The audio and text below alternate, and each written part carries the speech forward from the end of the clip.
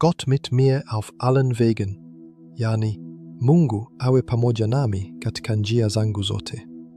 Ni wimbo unaosisitiza ulinzi, uongozi na uwepo wa Mungu katika kila hatua ya maisha ya Mkristo. Uliandikwa katika karne ya 19, kipindi ambacho waandishi wengi wa nyimbo walihimiza waumini kumtegemea Mungu si kanisani pekee, bali pia katika kazi, safari, familia na majaribu ya kila siku.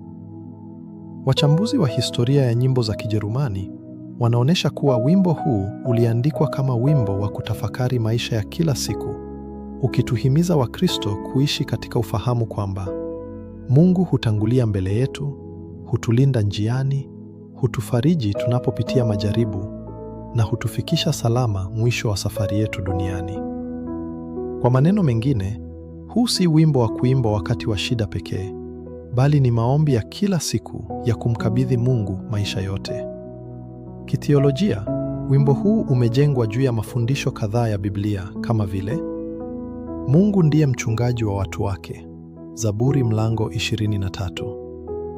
Mungu huwa pamoja na watu wake kila wakati, Mathayo mlango wa 28 mstari wa 20. Mungu hulinda waaminio katika safari zao, Zaburi mlango wa 121. Mkristo anapaswa kumtegemea Mungu badala ya nguvu zake mwenyewe, Mithali mlango wa 3 mstari wa 5 hadi 6. Ndiyo maana kila ubeti humwelekeza mwamini kumkabidhi Mungu hatua zake zote. Maneno na melodia ya wimbo huu viliandikwa na Gottfried Wilhelm Fink mwaka 1817.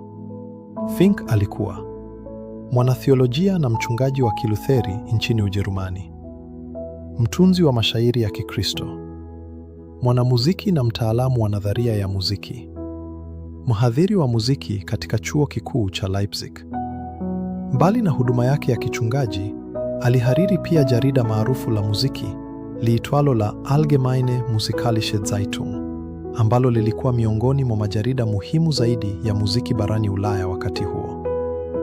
Kwa mujibu wa kumbukumbu za nyimbo za kimataifa, tafsiri ya Kiswahili ya wimbo huu inaanza kwa maneno Ewe Baba, Bwana wangu, na imetafsiriwa na Filipo Njau, ambaye alikuwa miongoni mwa watafsiri muhimu wa nyimbo nyingi za Kilutheri kutoka Kijerumani kwenda Kiswahili wakati wa kazi za wamisionari katika Afrika Mashariki.